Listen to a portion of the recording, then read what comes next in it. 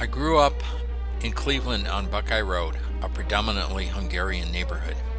I attended St. Elizabeth of Hungary Church and school. All the priests wore uniforms, and so did the nuns. During the fall festivals, most of the kids and the adults wore Hungarian uniforms. This was a carryover from Hungary. My introduction to uniforms came at my first communion.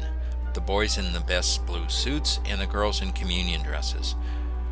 It was like going to a big wedding with lots of brides and grooms. Pictures were mandatory. We had the wedding reception and the wedding party pictures. We also took time for individual pictures. St. Elizabeth was a grand Romanesque church with statues, carvings, and very ornate. The church had lots of stained glass windows also.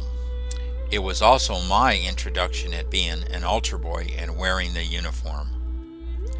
I was very honored to be an altar boy since there were only about 20 of us from a school of 500. Being an altar boy was a symbol of status. Outside of church, I wore my cowboy uniform. I even had a Davy Crockett uniform. Later we moved to Upper Buckeye. St. Margaret of Hungary wasn't as ornate as St. Elizabeth's. The church had paintings instead of statues. I continued my career as an altar boy, having a variety of uniforms. Our house was small and modest, and we still had fall festivals, but not as grand as St. Elizabeth.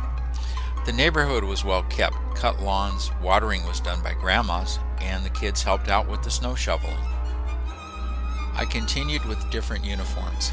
My confirmation uniform, my class uniform, my American Boy Scout uniform, which I was proud of, and my Hungarian Boy Scout uniform.